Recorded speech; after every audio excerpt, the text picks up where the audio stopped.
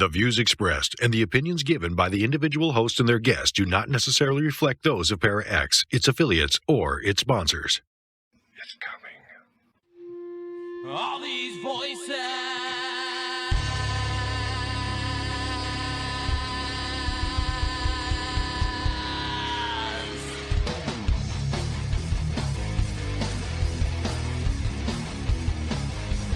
All these voices. They're mine. They're not yours. You had no right to them when you were alive, and you have no right to them when you're dead. That's what it sounded like. Good, so you know who I am. And then you know I'm not playing. You're going to let those women go. In Jesus' name, you're going to let those women go. Is there a demon here watching us right now? Watching us right now. Hello, everyone, and welcome to our special 7-year anniversary show of Staring into the Abyss. It's been 7 years. It's pretty amazing. We've done hundreds and hundreds and hundreds of shows. Some really, really interesting ones.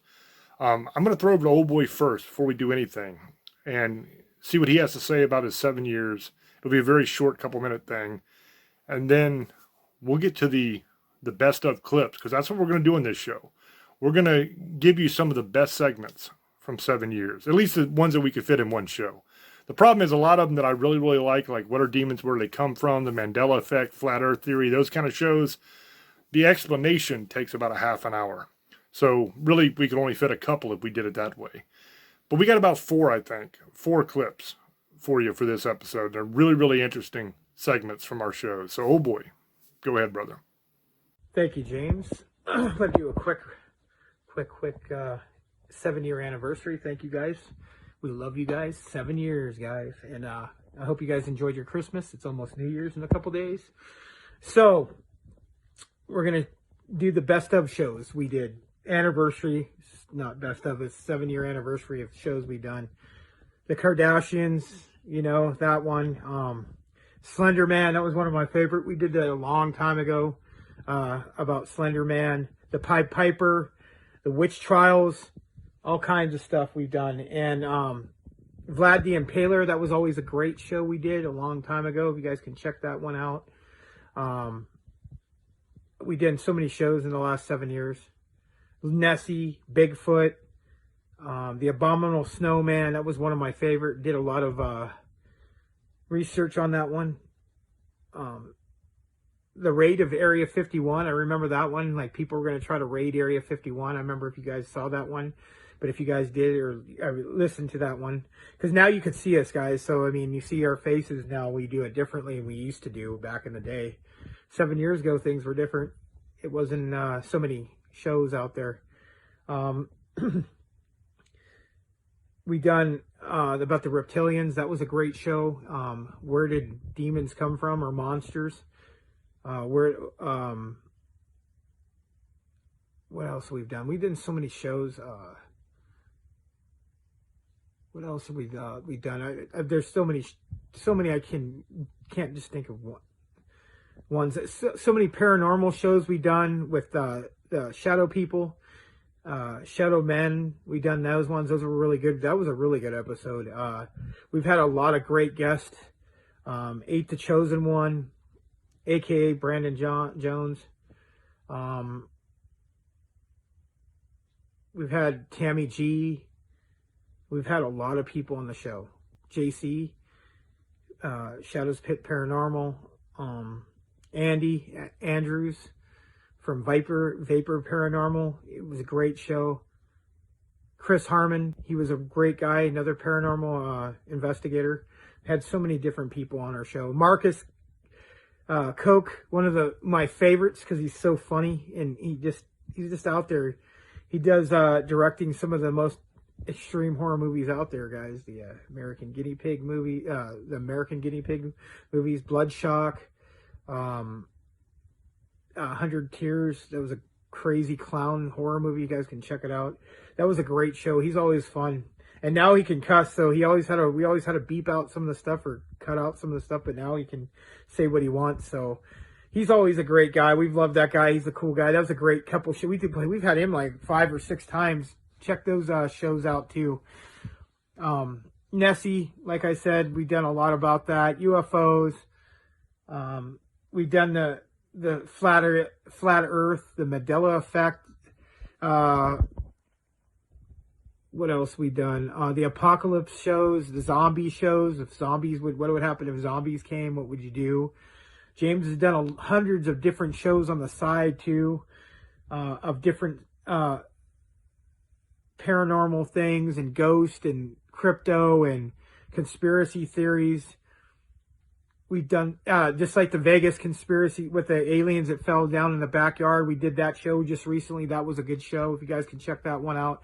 Like I said, you could listen to the best of shows on Tuesday nights on Parax Radio at 8 Pacific Eastern, 8 Eastern, 5 Pacific. And then the regular show Sunday nights.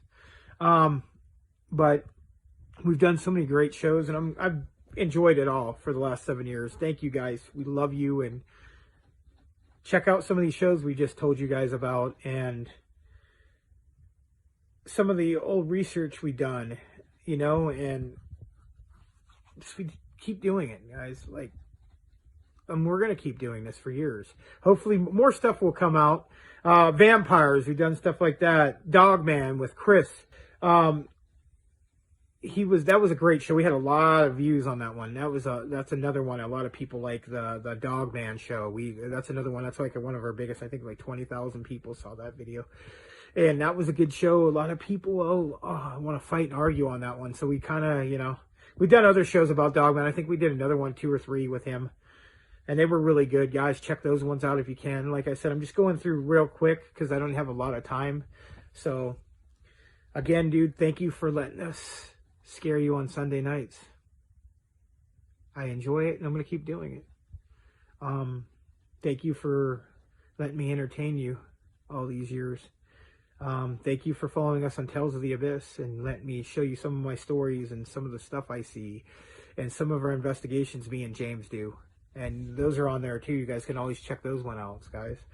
And like I said, it's going to be New Year's next week, and I hope everybody enjoyed their Christmas, Hanukkah, Kwanzaa, summer solstice, Yule, whatever you celebrated. I hope you guys had a good time. That being said, James, thank you, brother. Misfit Sugarly's Monster Lovers, I love you, and blessed be. And enjoy the motherfucking show. Guys, bye. Start this off with the first clip, which is going to be from the Kardashian Witch Legend show. This one was a fun one. This one was about an old legend about how the Kardashians got their power. One of their ancestors made a deal with some witches. So it was definitely an interesting story, and it was funny. So hope you guys enjoy it. It's titled, Why Are the Kardashians Famous? A Dark History Exposed. In 1809, a dark-haired woman strode through the deep forest of Armenia. The rain lashed down through the trees, the water making her robes heavy and thick, but she was determined. The young woman was Keiko Kardashian, the great-great-great-great-grandmother of Kim, Kourtney, and company. She was beautiful, but her life was hard. At 19 years of age, she had just had her first child. Intent on forging a better future for her offspring, Keiko sought out the witch clan of the Shikaho Woods. The witch clan possessed powerful magic, dark spells, and ancient curses that had made them enemies of the Armenian state. Now, deep in the dark woods, they practiced their arts away from the prying eyes of an increasingly modern and intolerant society. Keiko walked for days, her dark eyes fixed to the rough and ancient trails of the vanished woodland tribes. Follow your heart, they had told her, and you will find the clan. But be careful, they had said, for the witches will demand much of you. Much more than you can imagine. Finally, Keiko came upon a clearing. Gnarled trees rose up from the earth like tortured hands. Beyond the rough clearing, beyond the dark earth, the mouth of a cave gaped like the throat of a beast. Within, faint traces of flame cast shadows into the depths, ghostly tremors of light and movement. "Witches!" Kekul cried. "Hear me!" Her words echoed back from the cave, unnatural and stripped of all humanity. "I come seeking a better future for my kin. I offer you all that you wish to take. I offer you my soul." "Soul, soul, soul." The word echoed back, each repetition louder than the first. Movement, solid movement from within. Cloaked and hooded figures began to emerge. They moved like the flowing mud, connected to the ground, to the soul of the ancient earth. "Soul, you say?" said the first. A woman's voice, but something more, something stronger. 4 witches now stood in the clearing, eyes fixed upon Kekul, from beneath their tattered hoods. "Soul? You have a soul to give?" "I have a strong heart, but my life is troubled," said Kekul. "No matter how hard I try, I cannot make my way in this world. I ask nothing for myself, but I ask you now to give fame, fortune, and physical beauty to my offspring and to future generations of Kardashians. Make the Kardashians famous and free them from my toil." The second witch now spoke. "Fame, fortune, and physical beauty. You ask no more. Nothing more, wise witches, nothing more. And so it shall be. But first, you must do the dance of Shikaho." The other witches cried with glee, "The dance, the dance. She shall do the dance of Shikaho." Kekul stepped closer. "I shall do the dance. Tell me how." And so it was that Kekul Kardashian submitted to the dance of Shikaho, an ancient dance that the witches enjoyed more than any other. They ordered Kekul to disrobe, to stand naked in front of them, and so she did. She stood in all her perfection upon the dark earth of the clearing, and the rain began to fall upon her perfectly formed breast, her smooth thighs, her raven hair, the cleft of her extremely formed buttocks. The witches then adorned her in preparation for the dance. They placed a hedgehog upon her head. They hung a leopard's tail from her buttocks. "Clinch," they cried, "clinch." They affixed the tiny beaks of 2 snowcocks to her protruding nipples. Her feet were placed inside the severed paws of a giant bear. "Now dance," they cried. "Dance the dance of Shikaho." Kekul was a terrible dancer, but she tried. Oh, how she tried. The witches were happy, and they began to sing amidst bouts of hysterical laughter. She dances, the dance of Shikaho. What a fool she looks. What a tit. As she dances with a hog on her head and a bear on her feet. Indeed, Kekul looked like a total idiot.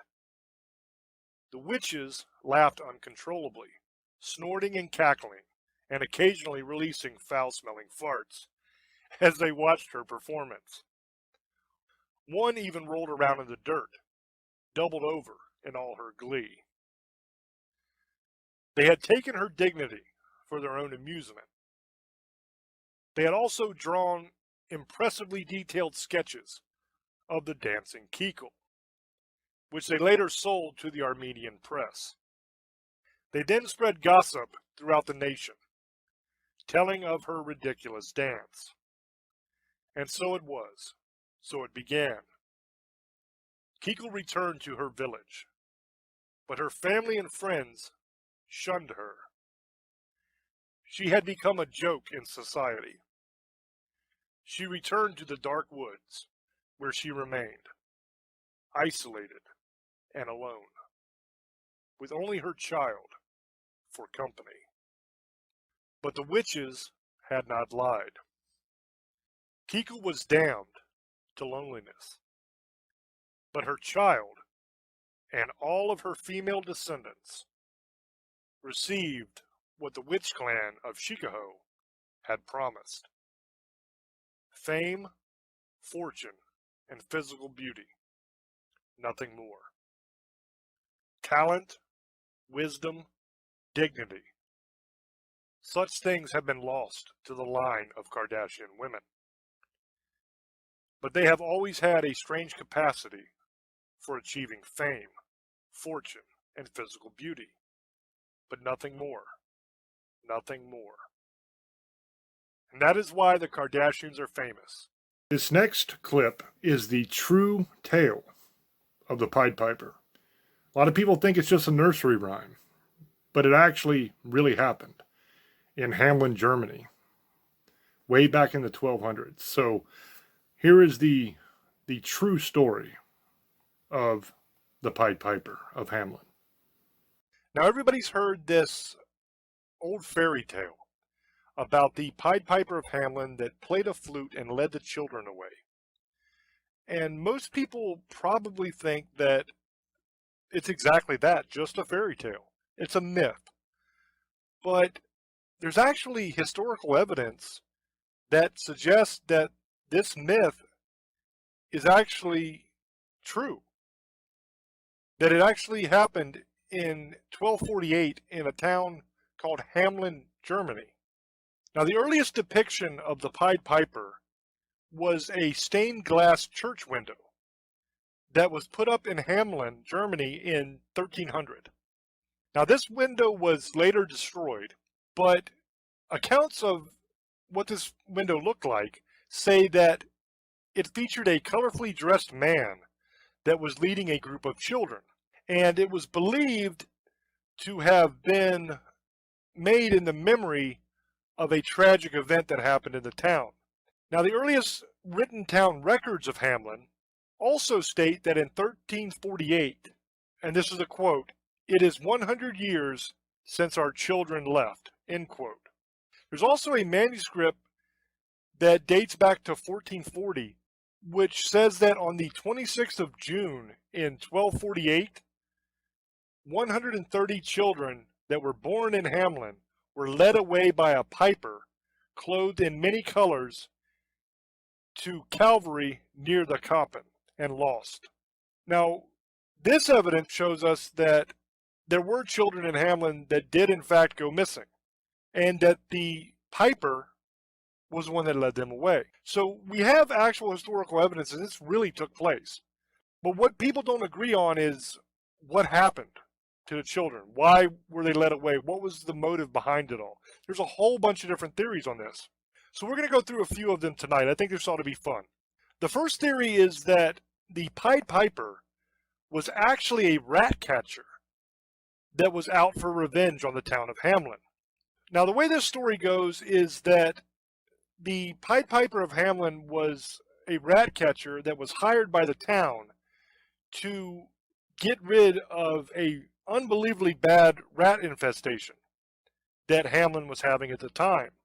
So he came in and he did his job and he got rid of all the rats. He purged the rats. They were all dead. Usually the way that rat catchers at that time period did that, the way they would get rid of the rats, was by luring them with the music, and the rats would follow the music for some reason, and they would lure them down to the river, and they would drown in the river. A lot of the historical accounts of the time state that that's how towns dealt with rat problems, is they would hire somebody to come in, and he would play a pipe, and the rats would follow him to the river, and they would drown. Sounds insane, but that's what it says. So he did his job, and he lured the rats away, and they drowned in the river, and he came back to the town for his money. Well, the town refused to pay him. And so the Pied Piper got upset. And according to this theory, what he did was he came back and he lured the children away with his pipe, with playing his music, just like he would do with the rats. And he led them either to a hill or down to the river and drowned them. So either he lured them into the river and they drowned just like he did the rats, or he took them up onto a hill and murdered them. That's what the theory is. Now, there's a little bit of stuff that kind of supports this theory. One of the earliest manuscripts that talk about the incident state that the children were led away to the coppin. I read that earlier, which translates to either a knoll or like a domed hill. And that is thought to be a reference to one of several hills that actually do surround Hamlin. Koppelberg Hill and Koppelberg Mountain, as well as the river, have been written into many versions of this tale as locations where the children might have died. And early depictions of the Pied Piper show a man with some sort of musical pipe-like instrument, as well as a group of children that's following him between the river and the mountain. So they got the river on one side and the mountain on the other side. So from these early depictions of this tale, you have both of those elements, either the river or the mountain. Now, rats were definitely a nuisance at this time in Germany, but there's not really a lot of evidence in any of the official records of what happened in Hamlin that states that the Pied Piper was a rat catcher or that the town hired him. And the earliest accounts of this legend have absolutely no mention at all of rats. That wasn't added until the 16th century, that version of the story with rats, him being a rat catcher, comes about. So the whole rat catcher turned child murderer theory has some holes in it. According to this theory, we're supposed to believe that the Pied Piper was hired to get rid of rats. I can believe that. That's not outlandish. He lured them away. They drowned in the river. I kind of can believe that.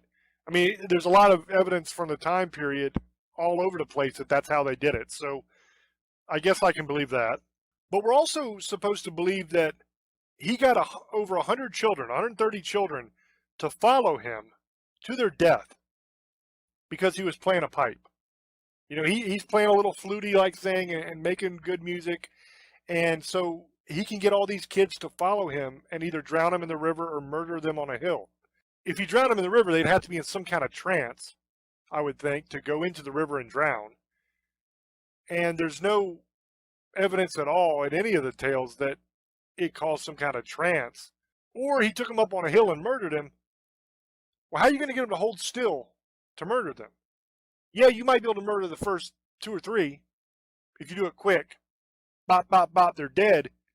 But the rest are going to scatter and run. So he'd have to chase down each one of these kids unless he tied them up or something. I don't know. There's some definite holes in that theory. And where the hell were the parents? Where were the parents when their children were being led away to be murdered by this guy that was a rat catcher that was mad at the town? Where were the parents? If it was me, I wouldn't allow my child to go follow some strange guy in colorful clothes playing a pipe. So, I mean, those are some questions I have about that theory. The next theory is that the Pied Piper was actually a pedophile. That one kind of seems to make a little bit more sense to me. That he wasn't a rat catcher, he wasn't upset at the town because he didn't pay him, but he was just a plain old pervert and sicko. And he abducted the children to do what pedophiles do, and then he murdered them. Now, this theory was brought up by a historian named William Manchester, and he wrote a book called A World Lit by Fire. And he describes the Pied Piper as a psychopath and a pedophile who killed the children and left them in the forest. Now, what I wonder about this one is, once again, how did he get 100 kids to follow him? Unless he did it little at a time. But according to the events in Hamlin, according to the documentation, it all happened in one time period. So maybe over the course of a year, he had lured 100 kids away and molested them, raped them, whatever, and then killed them. Maybe it was over the span of an entire year that he did these things, and they're mourning the loss of the children in that year. Maybe that makes sense. I imagine he probably got murdered. That's why it stopped. Because I can't imagine somebody doing that and the parents not doing anything about it. I'm pretty sure they tracked him down. If this theory was true, that they tracked him down and murdered the guy. I know I would. Now, a little bit of the evidence of this, Manchester never really cites a source for the accounts, and he puts the date of the whole thing to have happened in 1484, which was 200 years after the date when it actually happened, and 100 years after the first written accounts of it happening. Okay, so his date of 1484 is 100 years past the time from the documentation of the town of Hamlin when they're talking about that their kids left 100 years ago. So to me, that the date's just completely wrong. So I don't buy this one, because how could it have happened 100 years after the town is celebrating or mourning the 100th anniversary of it happening? That just makes no sense to me. The next theory is that the Pied Piper was not an actual person, but he was a symbol of death. Okay, according to this theory, there was no Pied Piper of Hamelin. He did not lure the kids away with music. It's all rubbish, a story. But he's a symbol of death for the children, that the children died of either some sort of plague or a fire or natural disaster, something like that. And over time, the story has developed into this fairy tale of the Pied Piper. But in reality, it was just the fact that the kids died by some natural cause, not some guy killing them. Now, the evidence for this theory is called the Dance of the Dead. They also call it Dance Macabre. Now, there's a lot of different cultures and a lot of different instances in history where people write a story about events that happened, and they use symbolism such as, the Pied Piper being the symbolized for death. But to me, it just doesn't make a lot of sense, because the two things are so different. If your kids died in a fire, let's say 100 kids died in a fire, or there was an earthquake, or a tornado came through and they were all at school or something and it was wiped the school out, and 100 kids died. When you tell that story, how does it make sense to make it a Pied Piper guy that comes in dressed in all colorful clothing and plays his flute and leads the kids away, and they never come back? That, to me, that if you're going to do something with symbolism, that just doesn't make a whole lot of sense, that character. So I don't know about this one either. I mean, they talk about it could be the Black Plague. Some people say that because they talked about the Pied Piper leading rats away in the story, that rats were known to carry the bubonic plague, so maybe that's where the symbolism comes in, that it was the bubonic plague that killed those kids. But the problem with that is the bubonic plague didn't reach Europe until 1347. And that was 50 years or over 50 years after the children were lost. So it's more likely that the rats were added to the story after the incident happened, not as a way to symbolize the bubonic plague. Plus, if it was the bubonic plague, it wouldn't have happened in one day, on one specific day. Because remember, in the manuscript, it says that on the 26th of June, 1248, 130 children were led away by the Piper. So if it was the Black Plague, it wouldn't have hit everybody in one day and killed everybody in one day. The next theory is that the Pied Piper was actually part of the Children's Crusades. Now, for those that don't know what the Children's Crusades were, in 1212, supposedly there was a bunch of kids that were led by a French boy and a German boy. And they left to try to go and convert the Muslim kingdoms to Christianity. And they were headed for the Holy Land. Now, in the German story, the boy, whose name was Nicholas, recruits a large group of children to go with him on the crusade. And it didn't end well. Most of them ended up dying along the way, or just stopping and just living where they were, basically, on the way. because they just couldn't go anymore. Now, could it be something like that? I mean, that's this theory, is that the Pied Piper was actually somebody like this Nicholas character in the German story that was leading the kids away on some sort of religious crusade to convert people to Christianity or something like that. Now, why did the kids not return? Well, maybe they met with some kind of natural disaster along the way. Maybe sinkhole, landslide, something like that took them out. Maybe they were attacked and murdered. Especially if they're going to try to go to the Holy Land and try to convert the Muslims. They're not known as a group of people that take kindly to Christians. So the idea that a bunch of kids are going to go and try to convert them to Christianity, I don't think that would work out very well for the kids. Because remember, the Crusades was all about retaking the Holy Land, and they were battling against the Muslims at that time. So there was a lot of war going on, a lot of fighting. So a bunch of kids going off to try to convert the Muslims, I think they'd pretty much die. I don't think there's much chance that they would make it there and back without getting murdered. So if that's what it was, then that's probably why they didn't come back, because they were probably beheaded, most honestly.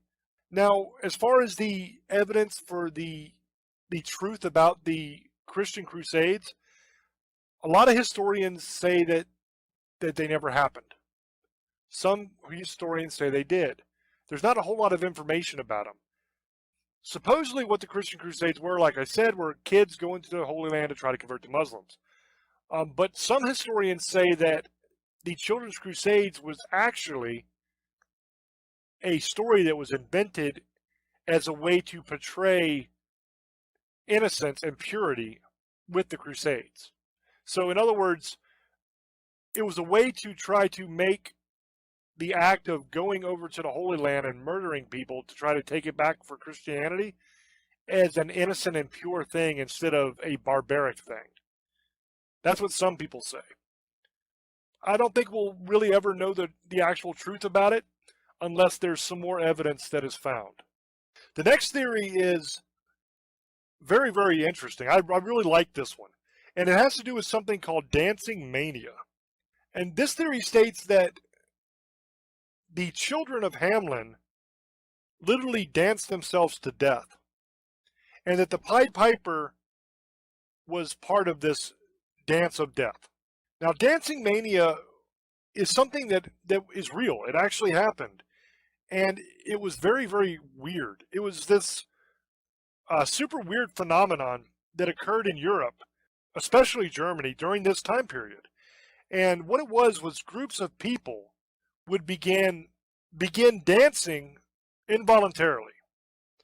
So they couldn't control it. They just started dancing for no apparent reason, and they weren't in control of themselves. And they couldn't stop.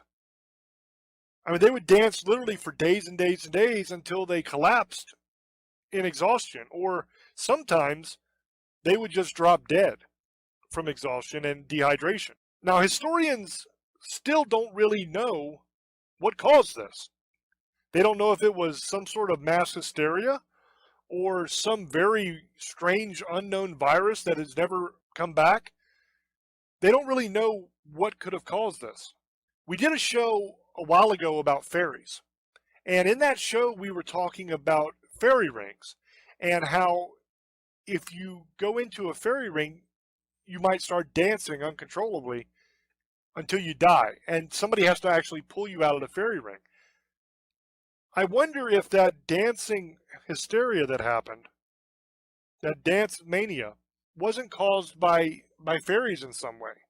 To me, it seems like an awful coincidence that one of the things fairies will do to you is make you dance until you die. And here we have a case of a lot of people dancing until they died in Germany and in other parts of Europe, but mainly Germany, during this time period. And there's no cause for it. Nobody knows why.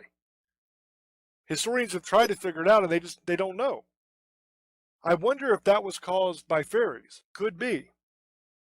Now, when these outbreaks occurred, it was typical for a musician to accompany the dancers. This was thought to be able to help ward off the dance mania and actually have them stop because they thought that when you're playing the music and you're dancing to it, that when the music stops, the mind would subconsciously tell the body to stop dancing because the music has stopped. And it was thought that this was a way to potentially help these people that were suffering from dance mania and actually save some of them. Now, I don't know if it ever actually worked to stop people from dancing themselves to death. I know that it was attempted a lot. They would do this quite a bit, and a lot of times they would have the musician that accompanied them be some sort of pipe player or flute player, something like that. So that kind of fits. It kind of fits in with the story, because in the story we have the Pied Piper who's playing a pipe and leading the children off. Maybe they were leading the children off because they had this dance mania and they were worried about it spreading to other people in the town. So they took them out away from the town somewhere to try to help them and cure them, but they just never reached. This next clip is super, super interesting. It is the origin story of Slender Man. A lot of people think Slender Man just came from creepypasta, but it actually dates way, way back in history, the legends about this thing. So, enjoy. This is not a modern creation at all. This thing actually is documented throughout history, and which really tripped me out. Back in the 16th century, there are German wood cuttings that date back to that time period that have the Slender Man on them. And at that time, the Slender Man was known as Der Grossmann, which is translated to basically the Doll Man. And according to the legends, he was an evil fairy that lived in the Black Forest. And he preyed upon children that would wander into the Black Forest at night. And I actually found a journal entry dated 1702 that tells about a child that was stolen from his bed by the Grossman. It's really interesting to me because, like I said, I thought this was a modern creation, and then come to find out this thing is littered throughout mythos of all kinds of different cultures. I mean, for example, there's a Romanian fairy tale, right, that tells the story of these two girls that are twins, and they walk through the forest with their mom, and they happened into this clearing where they found the Slender Man. One of the sisters saw it and freaked out and just took off running and ran away, and the other one stayed there with their mother.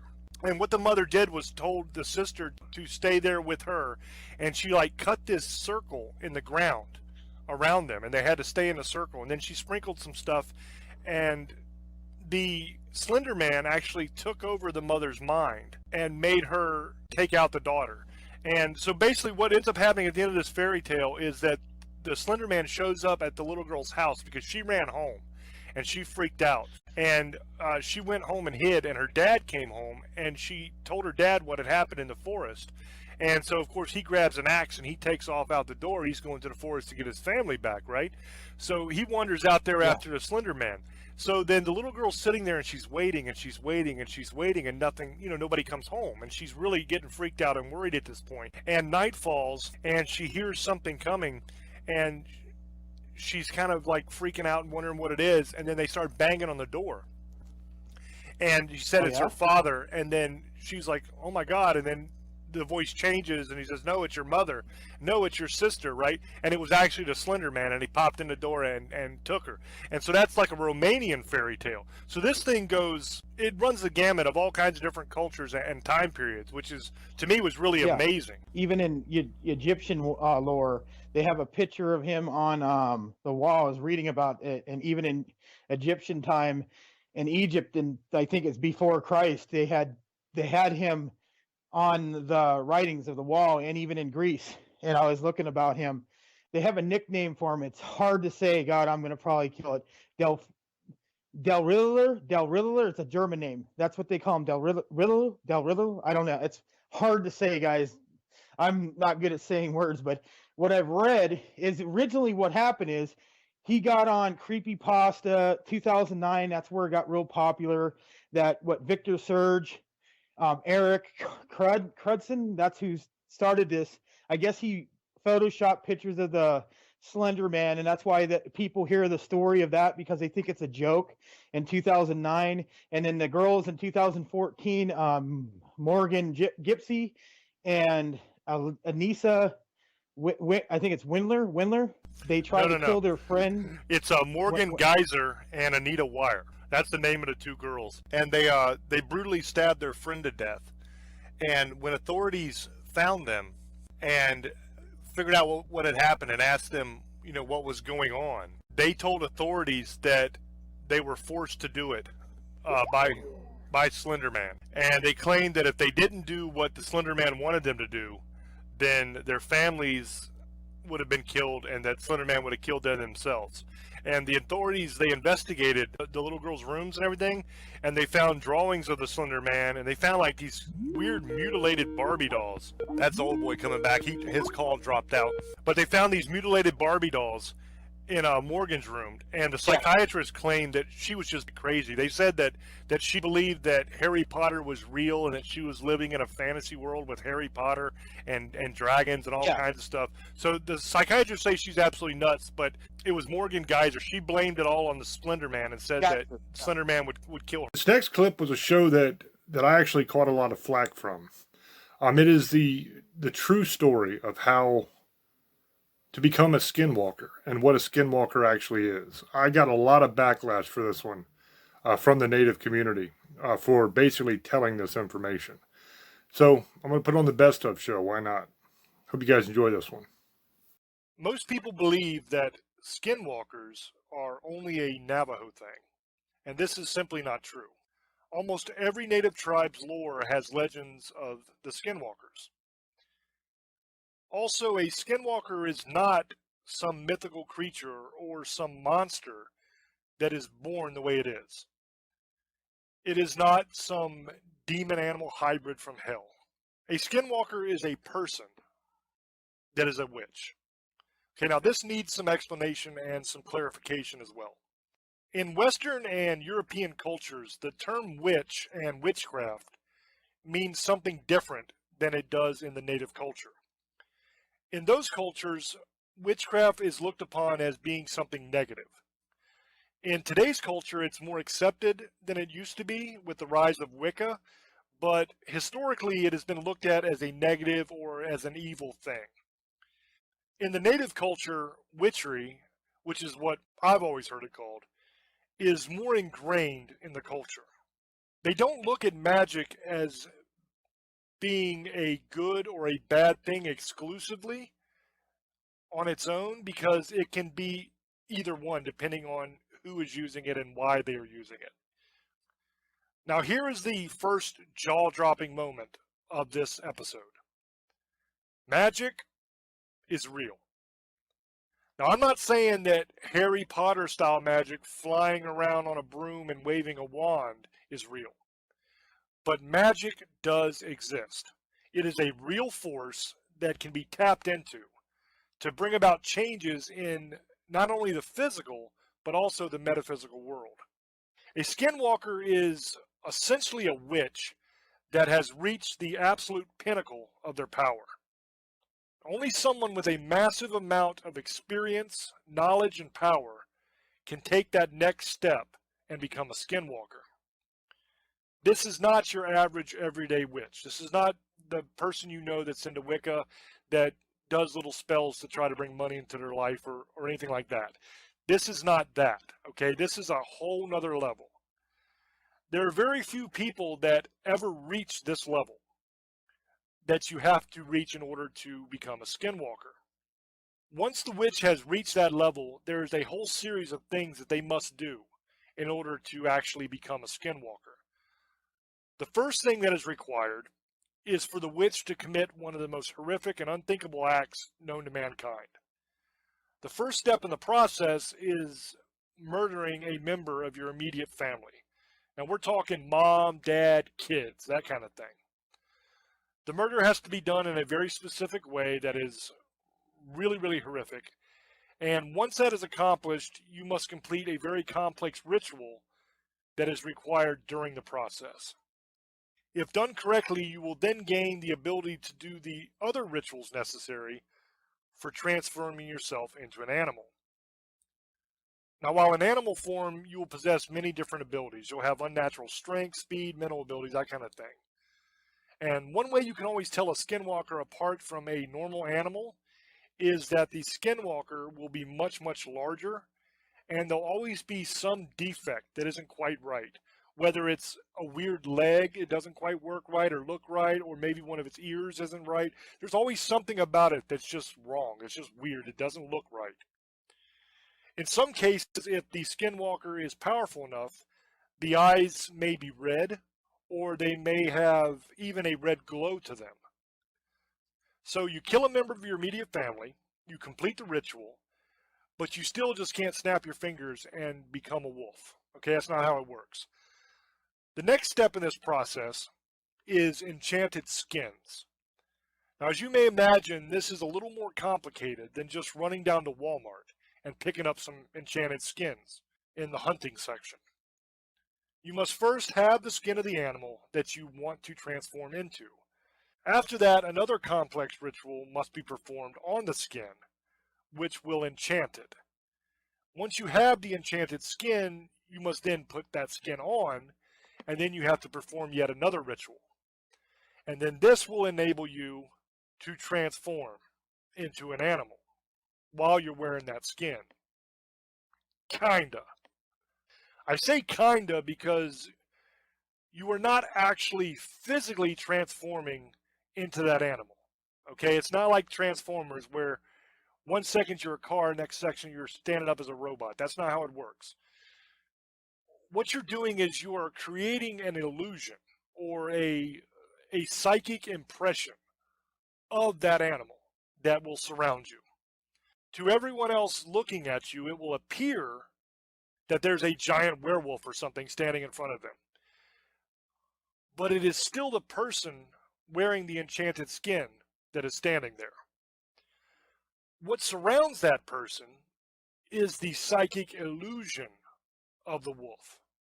Now, it may be an illusion, but it does have substance, and it is capable of causing you harm. I know that sounds strange, and it's kind of hard to understand. It's an illusion, but it also has substance. While wearing the enchanted skin, the skinwalker gains some very impressive abilities. I touched on that briefly a minute ago, but now I'm going to go into depth and explain that. The best analogy of how this works is a role-playing type video game, like Final Fantasy or something like that.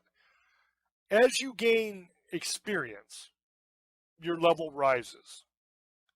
And then you gain abilities. That's how it works in a video game. It works in a similar way for skinwalkers.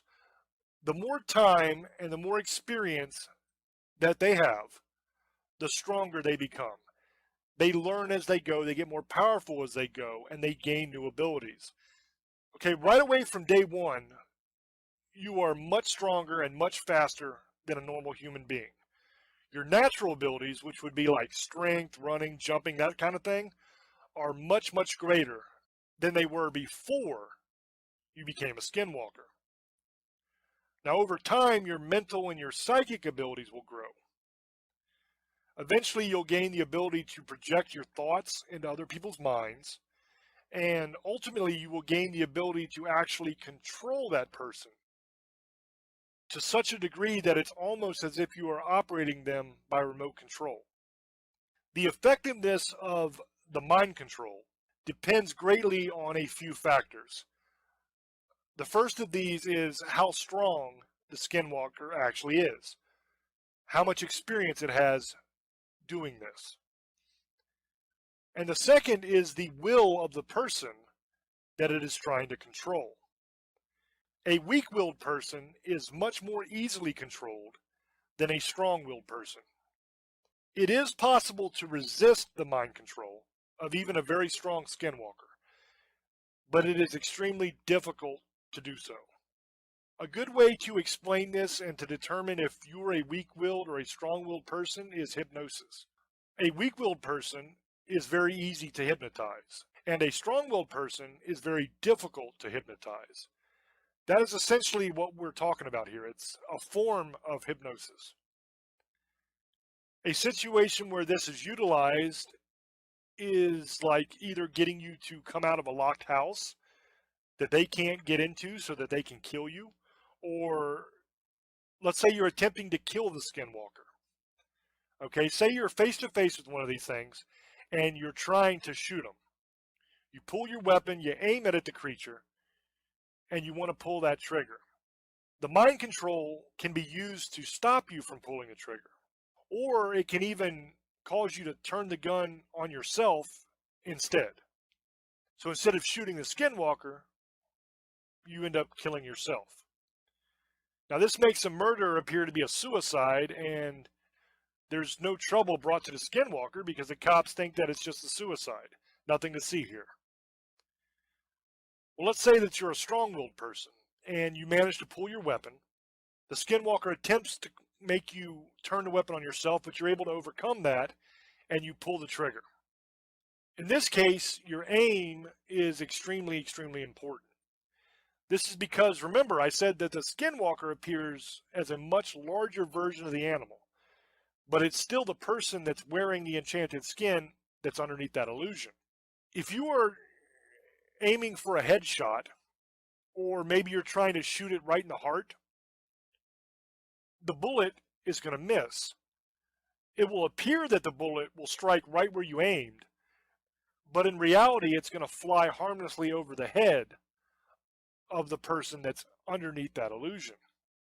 The reason for this is the heart shot on the creature that you see in front of you is actually located above the head of the real person underneath, because the illusion is so much larger than the person inside of it. So it's almost like, think of it as a person wearing a giant mascot uniform. And if you try to shoot it between the eyes, you're not actually hitting it in between the eyes because it's actually looking out the mouth of the thing or something. Its head isn't actually there, it's down lower.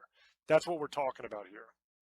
A good rule of thumb is to aim somewhere just above the stomach, because that'll put you somewhere between the chest and the head of the actual skinwalker underneath.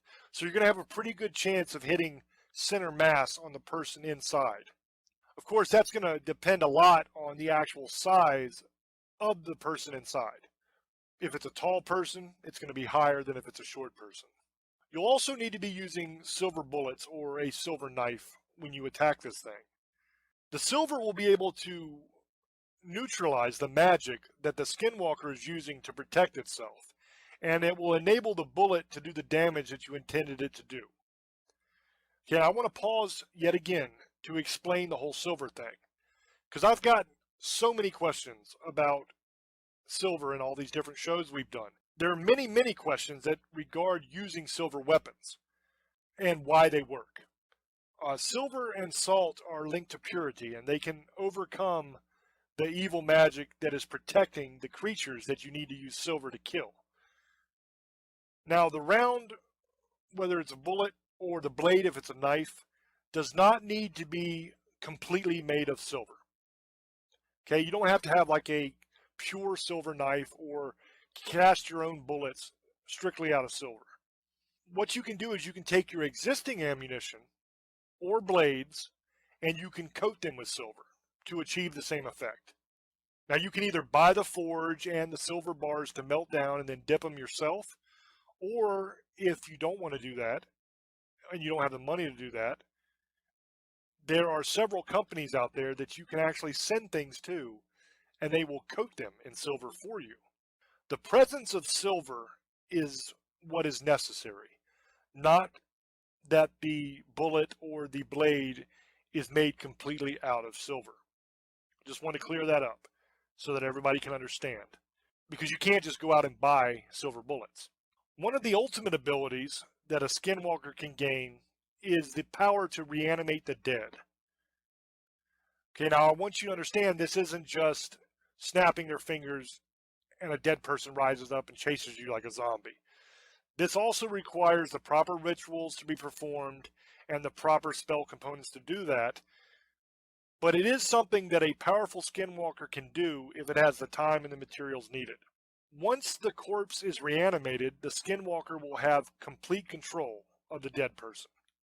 Now, what makes skinwalkers so dangerous and such a frightening creature to deal with is that there is no clear and concise motive for why the skinwalker is doing what it's doing.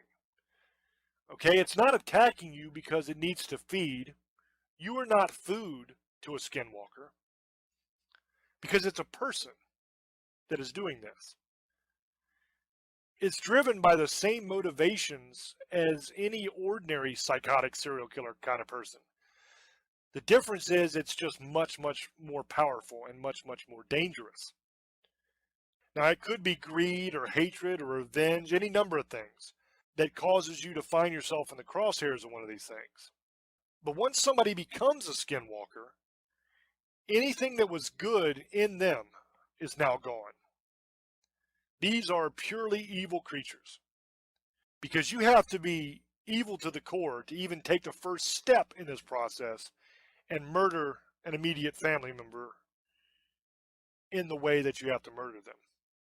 Or really in any way. With a skinwalker, you're dealing with all of the evil base emotions in the human psyche. Hate, rage, greed, lust, revenge, jealousy. Revenge for me is the most dangerous because it doesn't even have to be revenge for the skinwalker. What I mean is people will actually hire the skinwalker to get revenge for them. They will pay money to the skinwalker to hunt you down. So basically what you're dealing with is a super powered hitman. Okay, so I hope you guys enjoyed this episode. If you are a loyal listener of Staring and you listen every week, you've heard all these before. But hopefully it was good to hear them again. We've done a lot of shows. And what's funny is I forget sometimes. You know, old boy will say, hey, let's do a show on this. And I'm like, okay, cool. And then I realized starting to do the research that we've already done a show on this. You know, it's kind of fun. But we've covered a lot of cool stuff. And one thing you can say about Staring is you get more information here than you will in most places on most subjects, especially historical subjects and stuff like that. We do a really, really good job on that. And we do a damn good job on the sciencey stuff as well. So I hope you guys enjoyed. I just want to say thank you. Thank you so much for 7 years. Thank you for listening every week on the radio. Thank you for subscribing to the YouTube channel for those who have. And for those who watch the videos there and comment, thank you guys. I appreciate you, man. I love you guys. And I'm trying to start a bunch of new series and stuff on the YouTube channel. Get more stuff going there for you. So if you haven't subscribed already and you're listening to the radio, go ahead and go there, man. It's youtube.com/James Hershey Jr. Go check that channel out and subscribe, man. That is so much cool stuff on that channel. We got every episode of Staring, every episode of Paranormal News, every episode of Tales from the Abyss, which is the documentary style series we do on our investigations. I've got tons of interesting stuff on that channel. There's like over 1,000 videos and well over millions of views. And, you know, there's a lot of good content there for you. It's 100% free. So go check it out. I love you guys so much. I appreciate you. And it has been my honor and my pleasure to come to you every week for 7 years and talk about this stuff that we just love talking about. And I'm glad that some of you like listening as well. I appreciate you, and I hope that you continue to listen. And let us know down in the comment section if there's anything that you'd like us to do a show on that we haven't done yet. We're going to keep going for as long as we feel like doing it, really. So if there's anything you want to hear, let us know. Once again, thank you. Appreciate you. And we'll catch you on the next one. Till I speak to you again. Love many, trust few, and do harm to none. God loves you, and so do we. Bye-bye.